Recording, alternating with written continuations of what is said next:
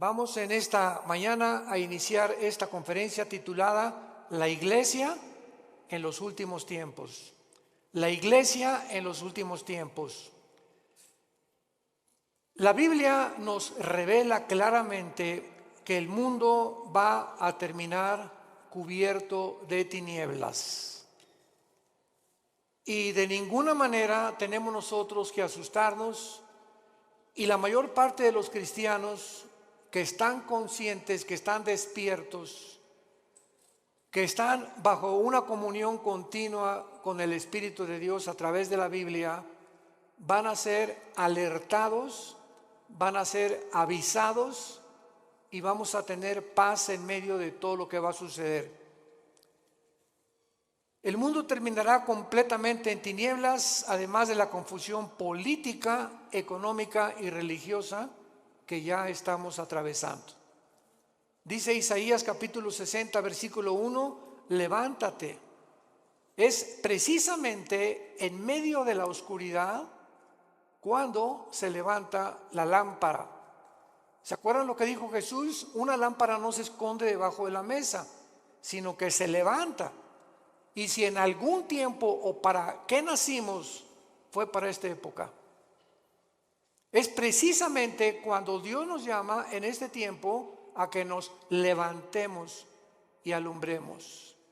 Levántate, resplandece, porque ha venido tu luz y la gloria de Jehová ha nacido sobre ti. He aquí que tinieblas cubrirán la tierra y oscuridad a las naciones, mas sobre ti amanecerá Jehová y sobre ti será vista su gloria. Mientras más oscuro, más fuerte la luz. En una oscuridad tremenda, un cerillo que prendas se ve a grande distancia. Así que tenemos que estar conscientes de eso. Pero lo más trágico es que estas tinieblas también alcanzarán la iglesia. Y vamos a ver de qué forma también los últimos tiempos que estamos viviendo, la oscuridad aumentará dentro de muchas iglesias, y voy a definir y a explicar claramente a qué iglesias se refiere la Biblia. Jesús dijo en Mateo 24:12, por haberse multiplicado la maldad, el amor se enfriará. Y no está hablando de los no cristianos, está hablando a los cristianos. Dios no espera que haya amor fuera de la iglesia, porque el mundo está completamente bajo el maligno. Por haberse multiplicado la maldad, por tantas cosas que están pasando, el amor de muchos cristianos se va a enfriar unos con otros. Habría frialdad, habría distanciamiento, y esto es lo más peligroso que podemos nosotros atravesar. Isaías 24, versículos 5 al 6, describe el mundo en los últimos tiempos. La tierra será enteramente vaciada y contaminada. Se destruyó, cayó la tierra, enfermó, cayó el mundo, enfermaron los altos pueblos de la tierra. Y a continuación del versículo 5 de Mateo 24 nos da 3 razones por las cuales el mundo ha llegado al punto donde nos encontramos, donde la ciencia, escuchen, ya no es ciencia. Cuando la misma ciencia dice que hay más de 3 o 4 géneros, es cuando la ciencia dejó de funcionar. Porque la biología y la genética nos dicen que solamente hay varón y hembra. Si tienes las cromosomas Y, eres varón. Si tienes las cromosomas XX, eres hembra, eres mujer. ¿De dónde pues están fomentando 3, 4, 5, 6, 7 géneros? ¿Dónde está eso? En la biología o en la genética, ya no en la Biblia. ¿Cómo es posible que haya el mundo llegado a aceptar esto? Así de loca está la ciencia, se corrompió la ciencia. Los sistemas políticos han fracasado todos. 1991 el comunismo cae. Después de más de 60, 70 años, que fue un fracaso donde quiera que se practicó esta ideología, y el mundo continúa desenterrando esta ideología en los tiempos que vivimos, porque ya no encuentran los gobernantes qué sistema usar para gobernar el mundo. O sea, la política está completamente loca. ¿Qué acaso la historia nos enseña que debemos aprender de la historia o no aprendemos de la historia? Pues parece que esto es lo que ha sucedido, porque hemos visto un ejemplo en esta ideología que no funcionó. ¿Por qué entonces somos tan tercos de volver a desenterrarla? ¿Por qué la genética descubierta en 1954, el ADN, se comprueba científicamente que es imposible la teoría de la evolución? ¿Por qué seguimos insistiendo en enseñarles a nuestros hijos que venimos de chita? Que somos el producto accidental de los animales. ¿Por qué son tan tercos los maestros universitarios cuando la misma ciencia contradice? Genéticamente es una imposibilidad la teoría de la evolución. Físicamente, la segunda ley de la termodinámica postula que todo tiene que llevar a una decomposición, a un deterioro. ¿Por qué se sigue enseñando entonces? ¿Cuál evolución? La biología enseña que los aminoácidos, que son los ladrillos de la vida, determinan que es imposible que una ardilla se convierta en conejo, ni un rinoceronte en un caballo. Hemos llegado, damas y caballeros, santos de Dios, a la locura total del mundo. El mundo está loco, loco, loco. En Lucas 18 Jesús dijo: cuando el Hijo del Hombre venga, ¿hallará fe en la tierra? Sin embargo, los cristianos, a pesar de todo esto que estamos atravesando, donde ya la gente no sabe qué es blanco y qué es negro, ya no sabe qué es bueno y qué es malo, ya no sabe qué es dulce y qué es amargo. Así está el mundo actualmente. Hay un relativismo total, filosóficamente, socialmente, antropológicamente, en todas las disciplinas académicas en las que el mundo se ha desarrollado en los últimos siglos. En el libro de Daniel, todos los que traigan su Biblia los felicito, porque son los entendidos. Precisamente ahí se ve, ya las iglesias están llenas de cristianos sin Biblia. Traen el calimán o el esto. El libro de Daniel nos muestra claramente hace 2600 años. Vean cómo la Biblia fue escrita con tantos siglos de anticipación, anticipándonos, porque Dios es el primero y Dios es el último. Entonces, si Dios es el primero y Dios es el último, Él es el único que nos dice cómo comenzó el universo, quiénes somos y a dónde terminará la humanidad. Y cuando sabemos a dónde terminará la humanidad, podemos prepararnos. No estamos en tinieblas. La luz la tenemos en la Biblia y tenemos que abrir los ojos más en estos tiempos para cuidar a nuestra familia, para cuidar a nuestros hijos, para cuidar a nuestros nietos, para poder dejarles una herencia si el Señor no viene antes por nosotros, donde ellos podamos morir en paz y saber: no le dejé ni una casa, no le dejé dinero, no le dejé riquezas a tus hijos, les dejamos una herencia que se llama Jesucristo. Porque podrás morir en paz al saber que tu hijo, si tiene a Jesucristo, Él se va a encargar de él.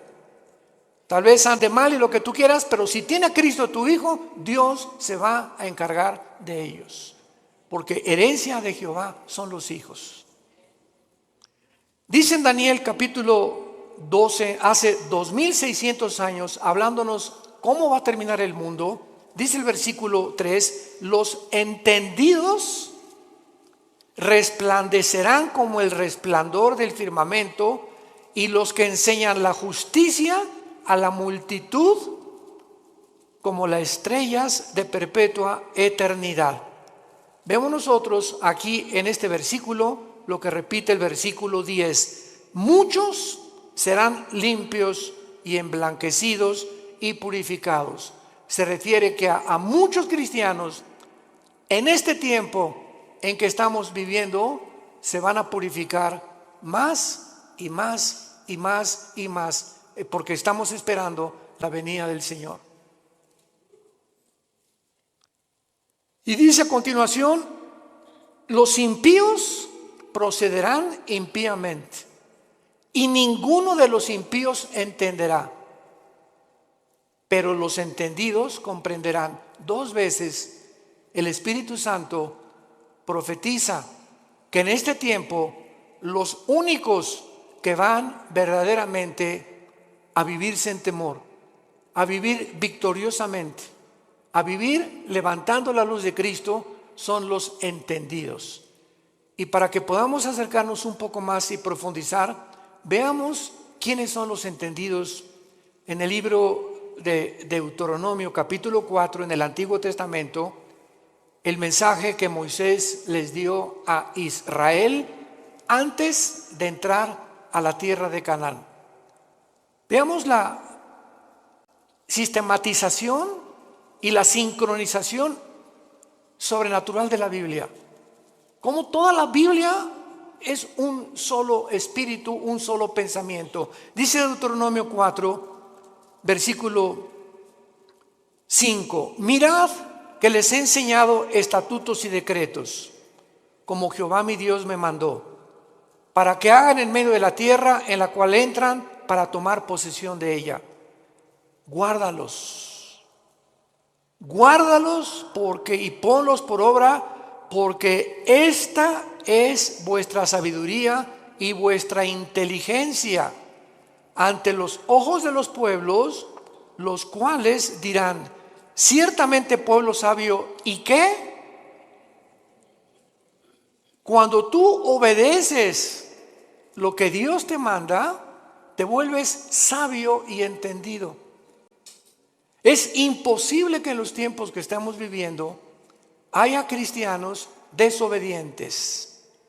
Tú sabes que como maridos debemos amar a nuestra esposa y ser fiel a ella. Como mujeres tienes que respetar a tu esposo y velar y orar por él.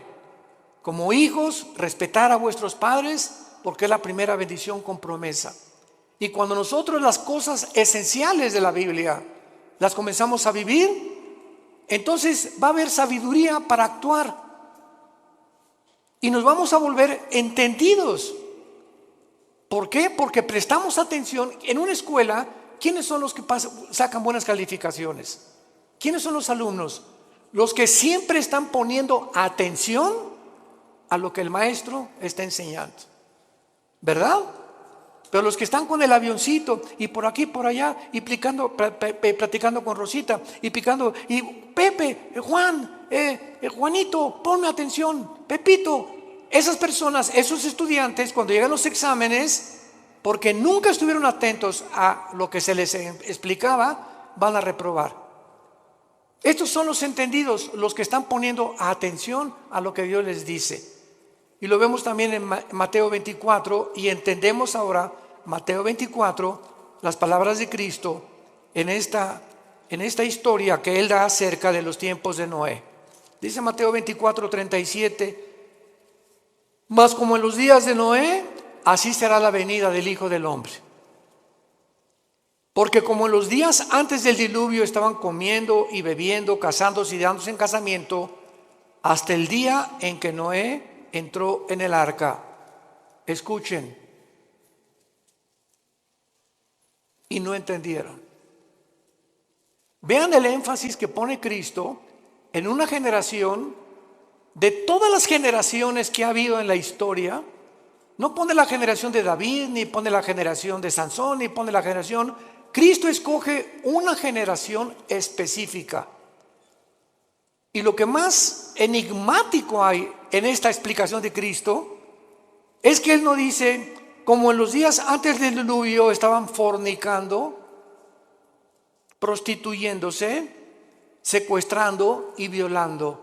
¿Ya se fijaron los ejemplos que da Jesús? ¿Por qué Jesús nos dice cosas que no son pecado? Jesús cita que en los tiempos de Noé la gente estaba comiendo. ¿Qué es pecado comer? No. Estaban bebiendo. ¿Es pecado beber? Tampoco. Casarse, menos.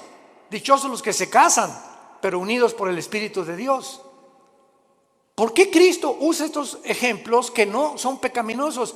Y dice: y no entendieron. Porque en los tiempos que vivimos se va a repetir.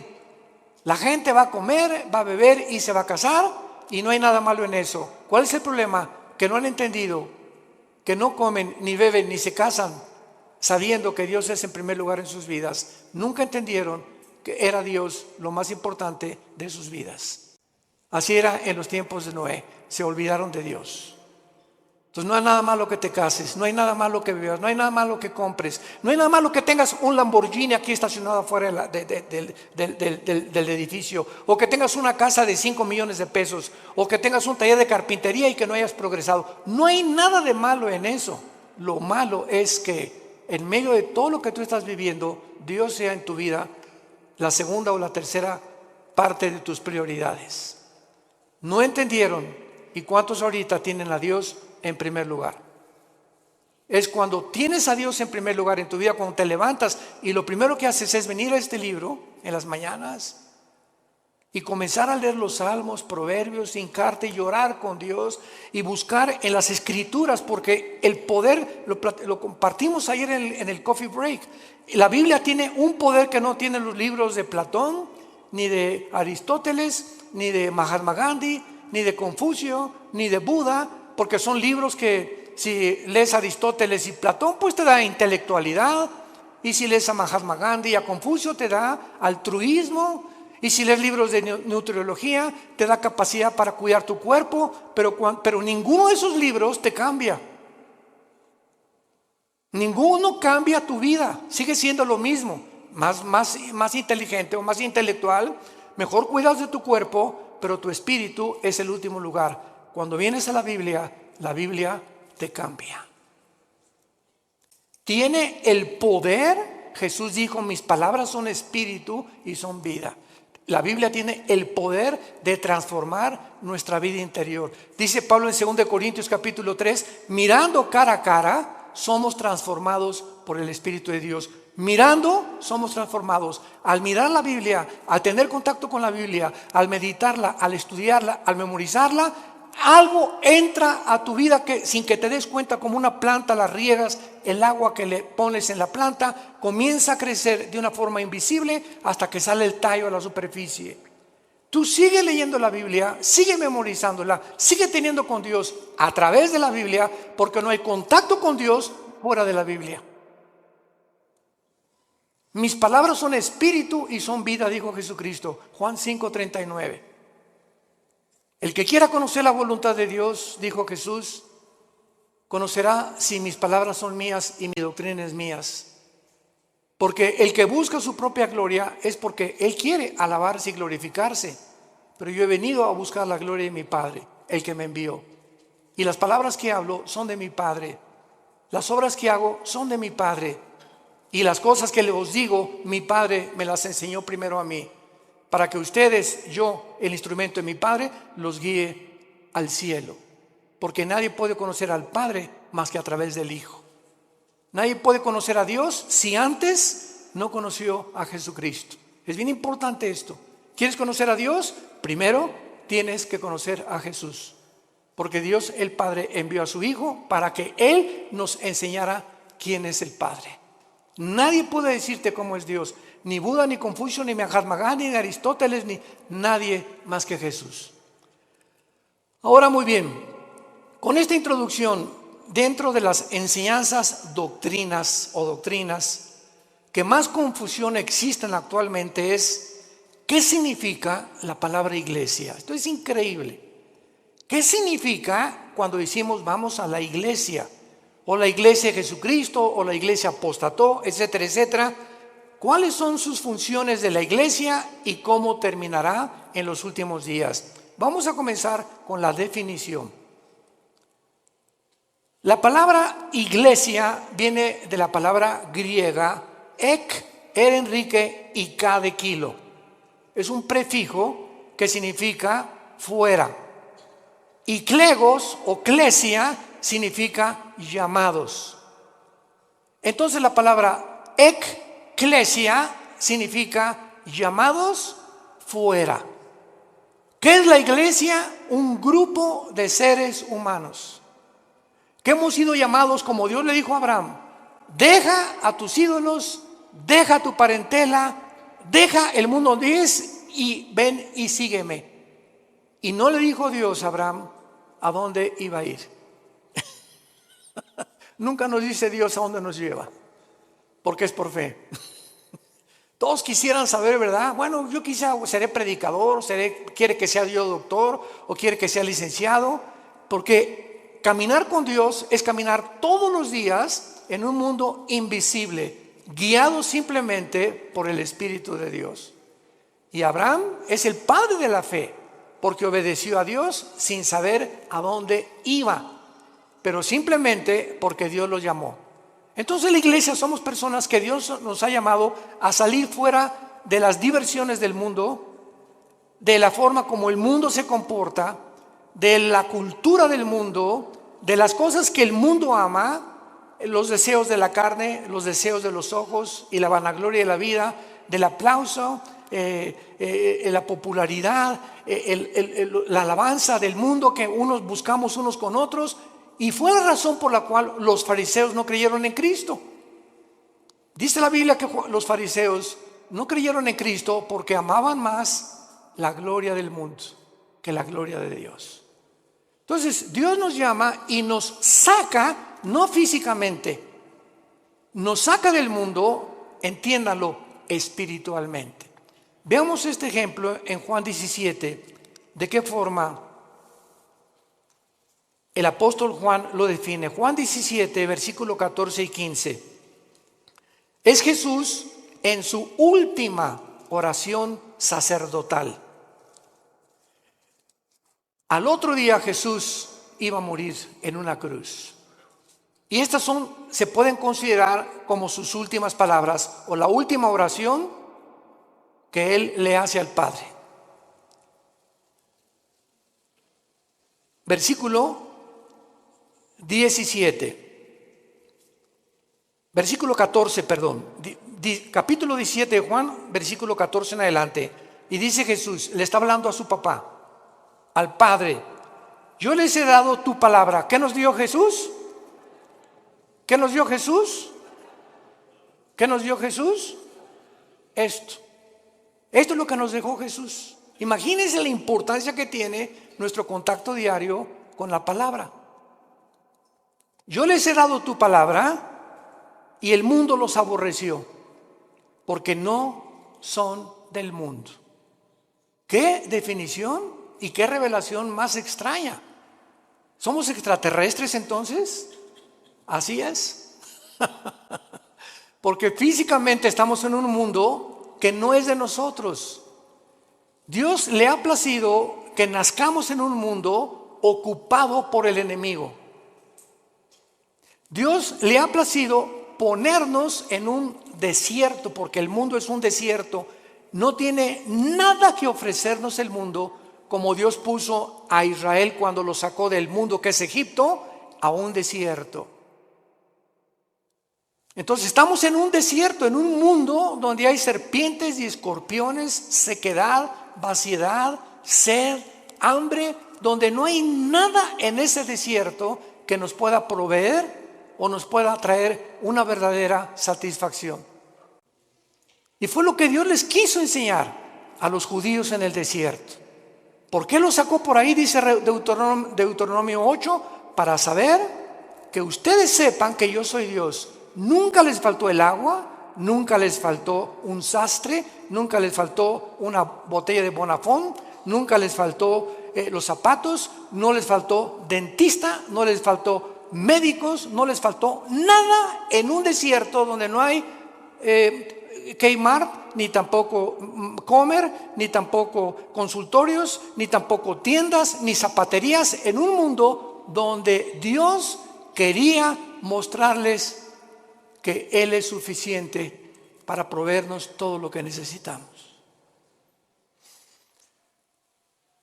Y por eso ellos no eran del desierto, los judíos, el hogar final era la tierra prometida, pero tenían que atravesar ese desierto. Tenemos que atravesar el mundo que estamos viviendo, porque nuestra meta no es este mundo, es el cielo con Dios. Cuando Dios transforme el mundo, regresaremos al mundo, restaurado por Él. Por eso Jesús dijo que no somos del mundo. Cuando tú eres cristiano, de repente ya no te llevas con tu compadre porque él habla puras groserías y se emborracha o es drogadicto o se goza que tiene amantes, y porque tu comadre, ¿verdad?, puro chisme te dice todo el vecindario, como las verdulerías y en los mercados, y comienza a encontrar amigos que tienen relaciones sexuales con su novia o con su novio, etcétera, etcétera, y nos comenzamos a sentir como peces fuera del agua, y comienzas a buscar otro tipo de amistades porque ya te duele, ya sientes que no pertenecemos a esas fiestas, no pertenecemos a esas reuniones, no pertenecemos a esa forma que al mundo lo divierte, porque ya no somos del mundo. Si tú no sientes esto en tu corazón, te falta pasión por la verdad. Te ruego por ellos, porque no son del mundo, como tampoco yo soy del mundo. Y no ruego que los quites del mundo, sino que los guardes del mal. Muy fácil, ¿verdad?, que Dios viene por nosotros, pero Él no tiene ese propósito. Él quiere que mientras atravesemos este desierto, que ya vamos al final, ya estamos a punto de entrar a la tierra de Canaán, a la promesa de la tierra prometida que Dios tanto prometió en el Antiguo como en el Nuevo Testamento. Estamos a punto, hermanos, de cruzar el río Jordán. Estamos a punto de cruzar el río Jordán, y recordemos algo, que esa generación no entró a la tierra prometida, se murieron en el desierto. Estamos hablando más de 1,5 millones de seres humanos que nunca quisieron obedecer a Dios, siempre quejándose. ¿Y por qué no tenemos agua como en Egipto? Y en el mundo se divierte más. ¿Y por qué no tenemos las diversiones del mundo? Regrésanos a Egipto, Moisés. Ya Moisés los tenía hasta el gorro, al grado que se desesperó tanto Moisés cuando golpeó la piedra 3 veces, que Dios le dijo: no vas a entrar a Canaán, vela desde lejos y cuando te mueras la vas a ver. ¿Cómo aguantó Moisés a casi 2 millones de cabritos? Porque no eran ovejas. Fue la generación que siguió de ellos los que entendieron y entraron por Josué a la tierra de Canaán. Vemos pues nosotros en Primera de Juan capítulo 4 en el Nuevo Testamento de qué manera el apóstol Juan continúa hablándonos acerca de qué diferencia hay en los cristianos y el mundo. Dice Primera de Juan 4, 5 y 6: hijitos, les está hablando a nosotros, a los cristianos, ustedes son de Dios y los habéis vencido, porque mayor es el que está en vosotros que el que está en el mundo. Ellos, la gente que no es cristiana, ellos son del mundo, por eso hablan del mundo, y el mundo los oye, sus canciones, sus versículos, sus teatros, sus películas. El mundo está feliz con este tipo de personas. Nosotros somos de Dios. El que conoce a Dios nos oye. El que no es de Dios no nos oye. En esto conocemos el espíritu de verdad y el espíritu de error. Un cristiano, cuando tiene el Espíritu Santo, ya discierne: lo que estoy oyendo, ¿de dónde viene? ¿Del mundo o viene de arriba? Cuando tú pones más atención a canciones, ¿verdad?, artistas mundanos, que a las cosas de Dios, es porque tienes tu corazón en el mundo todavía. No has sabido aislarte, ni has sabido hacer a un lado las cosas del mundo. Dice claramente también en 1 Juan 5:19 que el maligno está al control del mundo entero. Muy bien, entonces, en otras palabras, para concluir, la iglesia cristiana consiste en seres humanos. Tú y yo tenemos un llamado. Qué privilegio que Dios nos haya escogido. Qué privilegio que Dios me haya llamado entre mis amigos que yo tenía antes de convertirme. De muchos familiares míos que no los llamó Dios como me llamó a mí. Qué privilegio tan grande. Qué privilegio tan grande. Que para vivir siempre en humildad, dándole gracias a Dios, llorando por el privilegio que Dios nos llamó, el creador de los cielos y la tierra. Te dijo: Pepe, ven, quiero darme a conocerte, quiero que sepas quién soy. Quiero que sepas que tienes un plan. Quiero que sepas que nunca te voy a dejar, nunca te voy a abandonar. Aunque andes en valle de sombra y de muerte, aunque pases por ese desierto, yo estaré contigo. No temas, no temas, y aun cuando mueras, continuarás comiendo en mi mesa, como les dijo Jesús a los discípulos antes de morir.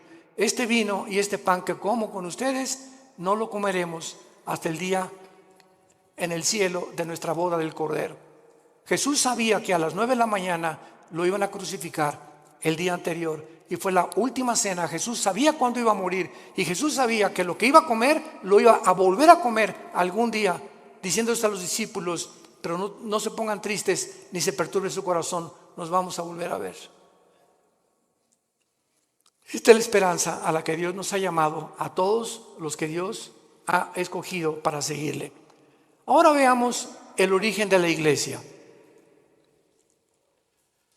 La iglesia no existía en el Antiguo Testamento. Esto es básico en la teología cristiana. Ustedes que ya están en teología. La iglesia no existía en el Antiguo Testamento. Veamos en Efesios capítulo 3 cómo Pablo nos lo revela. Efesios capítulo 3, versículo del 1 al 6. Por esta causa yo, Pablo, prisionero de Cristo y Jesús por vosotros, los gentiles, si es que habéis oído de la administración de la gracia de Dios que me fue dada para con vosotros, que por revelación me fue declarado el misterio, como antes lo he escrito brevemente, leyendo lo cual pueden entender cuál sea mi conocimiento en el misterio de Cristo. Misterio que en otras generaciones, está hablando del Antiguo Testamento, no se dio a conocer a los hijos de los hombres, como ahora es revelado a sus santos apóstoles y profetas por el Espíritu. ¿Cuál es este misterio, Pablo? Versículo 6, que los gentiles son coherederos y miembros del mismo cuerpo y copartícipes de las promesas de Cristo por medio del Evangelio. En el Antiguo Testamento los judíos se enorgullecieron. Le dijeron a Cristo: somos descendientes de Abraham, pero no hijos de Abraham.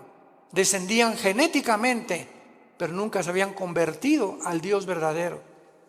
Entonces, qué maravilloso que ahora los judíos, fue un caos en el libro de los Hechos, que de repente los gentiles, los que no eran judíos étnicamente, comenzaban a convertirse.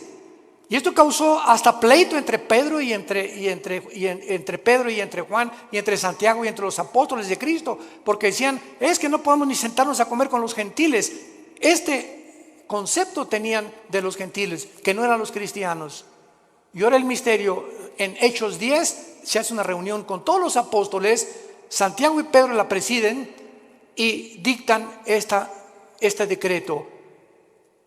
Dios ahora va a descender no solamente sobre Israel, sino los mexicanos, los que están en Tlalnepantla, los que están en Querétaro, los italianos, los chinos, los griegos, y ahora este conjunto de todas las nacionalidades del mundo, ya no Israel, de todas las naciones de Israel se va a hacer un cuerpo, para que lo podamos entender. Cristo es la cabeza, y va a haber cristianos que son la mano, otros la nariz, otros la boca, otros el pecho, otros las piernas. Somos como un cuerpo. Pero así como la nariz le dice a la oreja: tú no hueles como yo, la oreja le va a contestar: ni tú oyes como yo, menso. Para que no haya, dice 1 Corintios 12, desaveniencia entre nosotros, y nunca nos enorgullezcamos de que alguien tiene más que otros. Esta es la razón por la cual en la iglesia hay denominaciones: bautistas, presbiterianos, nazarenos, Viano para el Mundo, carismáticos, pentecostales, etcétera, etcétera. Pero ¿qué es lo que nos une? Aunque hay diferencia en ciertas doctrinas no esenciales, lo que nos une es el amor. El amor. Porque cuando alguien dice que yo soy bautista y es pentecostal, y comenzamos a hacer diferencia olvidándonos que cuando Pablo perseguía a la iglesia, se le apareció Cristo y lo tumbó del caballo. ¿Y qué le dijo Jesús a Pablo? ¿Por qué me persigues? Jesús se estaba identificando con los que le seguían. Y si despreciamos a algún hermano nosotros porque es de otra denominación, estamos despreciando a Jesús, porque Él pertenece también a Jesús, nuestro Señor y nuestro Salvador. Tengamos cuidado por eso, de amarnos y soportarnos. Los pentecostales que hablan lenguas y que imponen las lenguas y otra cosa, otros creen que tienen demonios, otros que nada más puro evangelismo, otros le dan importancia pues solamente a las misiones, otros son de la teología y la reforma, que no hay milenio, otros son dispensacionalistas. Dentro de la iglesia hay diferentes doctrinas que han sido cubiertas por cristianos o por denominaciones.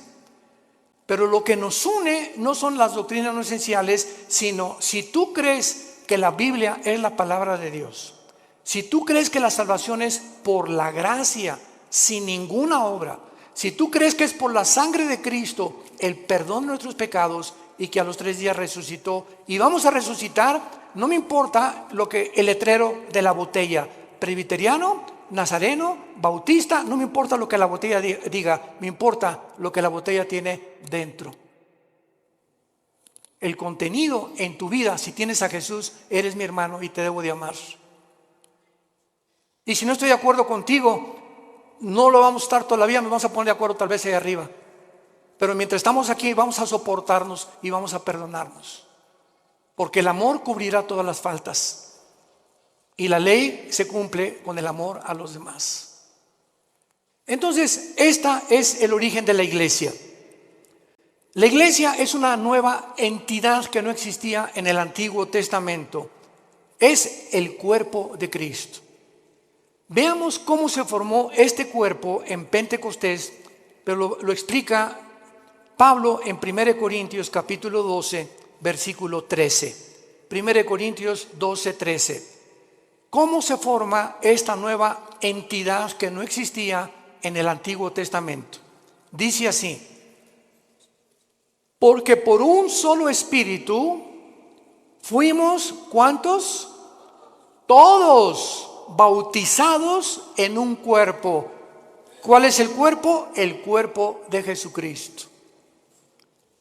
Sean judíos o griegos, esclavos o libres, a todos se nos dio a beber de un mismo espíritu.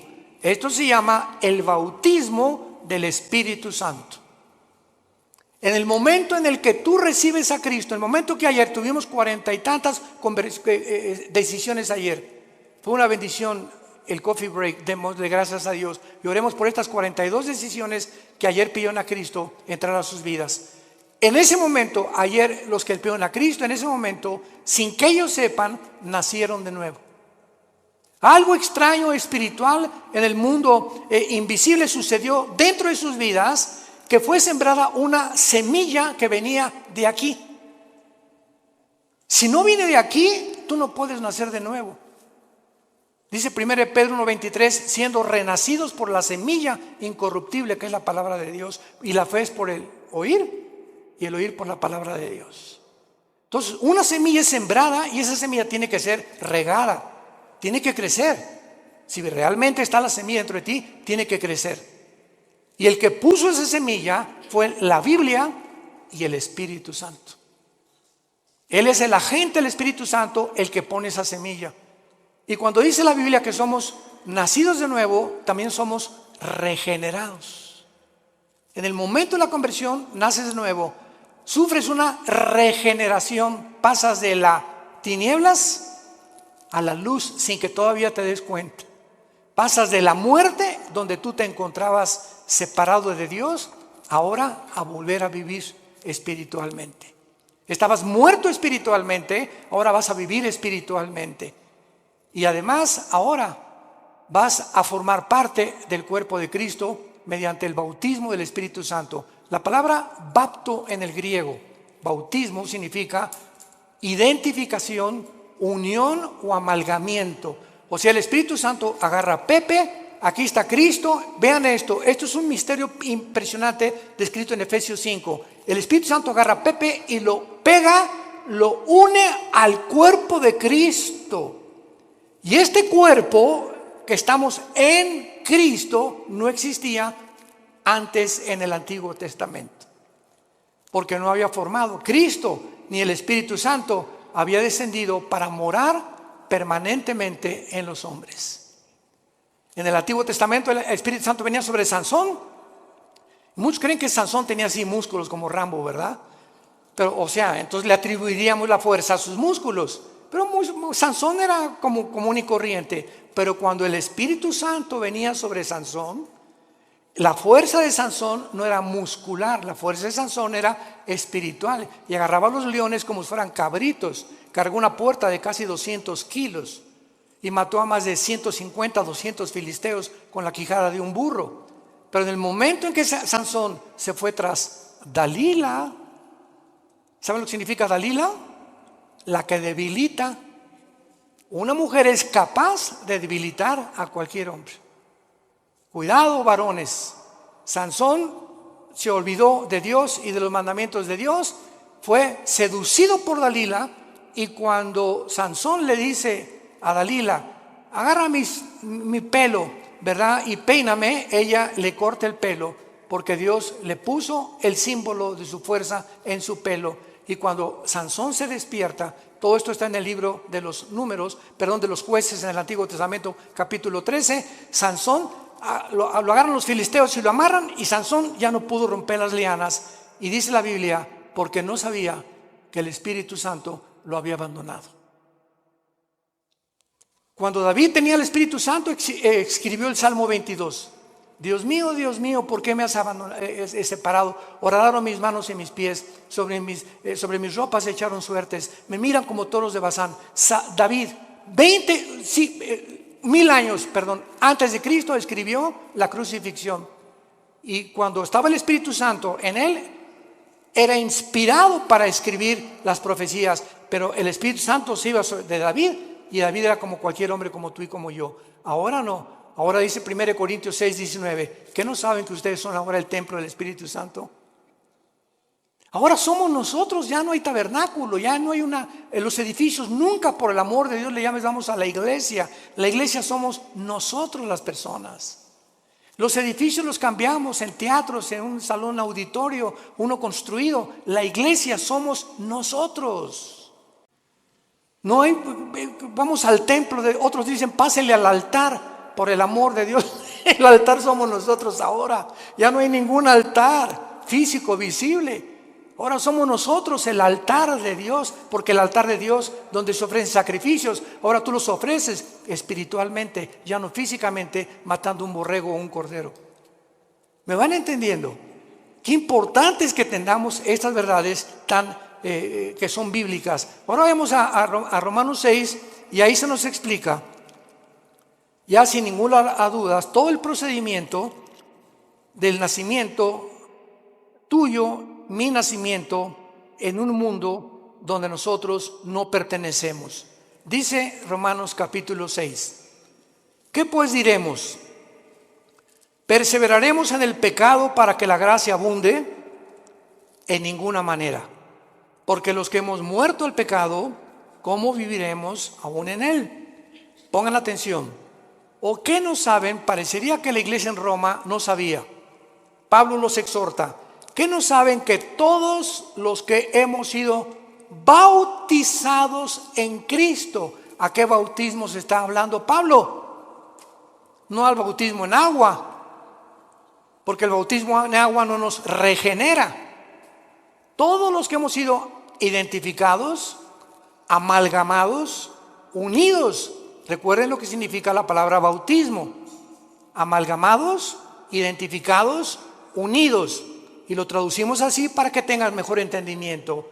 ¿Qué no sabes? Que todos los que hemos sido unidos en Cristo Jesús, hemos sido unidos en su muerte. ¿Qué significa esto? Que hace 2000 años, cuando Jesús murió en la cruz, tú estabas ahí. Yo estaba ahí. Estábamos en Cristo cuando Él moría, moríamos juntamente con Él. Pero ¿cómo puede ser cierto esto, hermanos, si yo nací 2000 años después? Espiritualmente, el mundo invisible nos es revelado, porque en el momento en que moría Cristo, Dios sabía que tú y que yo lo íbamos a recibir. Y ya estábamos en Cristo, en esa cruz. Por eso cuando recibes a Cristo, Él muere, con su muerte paga tus pecados, dándonos a entender que tú y yo moríamos, pero ahora Él moría en mi lugar porque yo no los podía pagar. Qué tremenda revelación, ¿verdad? Porque son versículo 4, pero no solamente queda ahí. Además, somos sepultados con Él para muerte por el bautismo. Cuando nacemos de nuevo, el Espíritu Santo nos pega con Cristo, morimos con Cristo. Cuando Cristo fue enterrado, tú y yo fuimos enterrados con Él. Ahora lo explico. A fin de que como Cristo resucitó de los muertos por la gloria del Padre, así tú también andes en vida nueva. Un cristiano que recibe a Cristo, ha muerto con Cristo, ha sido enterrado con Cristo, y si hemos sido enterrados es porque el antiguo Pepe, la antigua Carmelita, el antiguo Armando murieron cuando yo recibí a Cristo. Yo estoy muerto a los ojos de Dios ya. Ya Dios no tiene nada contra mí. Absolutamente nada contra mí, porque me ha recibido por gracia y me ha dado lo que yo no merezco. Y lo que me queda por vivir ahora, aunque ya por eso la salvación no se puede perder, porque ya fuimos muertos, enterrados y resucitados con Cristo, estamos unidos con Él eternamente. Ahora simplemente nos queda crecer en la gracia y el conocimiento de Dios y obedecer a Dios para que las bendiciones que iban a tener en Canaán en el Antiguo Testamento, las tengas en esta vida. Y en la nueva vida, cuando entres a Canaán, no seas descalificado para servir a Dios. ¿Van entendiendo esto? Muchos dentro de 2 o 3 años lo van a entender. No importa, pero los que son inmaduros todavía en Cristo y los que son niños en Cristo, esto les sirve para ir dándose cuenta la profundidad de lo que es la vida cristiana. Y dice el versículo 5, porque si fuimos plantados juntamente con Él, fuimos, está en tiempo pasado este verbo, fuimos plantados con Él en la semejanza de su muerte, lo seremos en la de su resurrección. Si ya realmente hemos muerto con Cristo, sepultados con Cristo y resucitados con Cristo, nuestra garantía es volver a vivir. Y esto nos habla claramente que fue efectuado mediante el bautismo del Espíritu Santo, cuando fuimos bautizados con Cristo en el momento de la conversión. Durante muchos años, desgraciadamente, se enseñó, yo pasé esa época, el siglo pasado, los 80s, 90s, donde decían a los que ya eran cristianos, pasen a recibir el bautismo del Espíritu Santo. Si pasas a recibir el bautismo del Espíritu Santo es porque no eras cristiano. Pero si eres cristiano, no necesitas recibir nada, estamos completos en Él, dice Colosenses capítulo 2. No hay nada que nos falte ya de recibir de Dios, ni hablar en lengua, ni el bautismo del Espíritu Santo. Lo único que nos hace falta es crecer en la gracia y su conocimiento. Cuando un niño nace, no nace sin una pierna, sin un hígado, sin un pulmón. El niño nace completito. Y si nace incompleto es porque hay un problema grave en él. Y cuando Dios hace una obra, no la hace imperfecta, la hace perfecta. Hemos nacido y hemos sido perfeccionados ante los ojos de Dios. Y dice Efesios 2, que ya estamos sentados junto con Dios en las alturas. Ya estamos allá arriba, sentados juntamente con Él.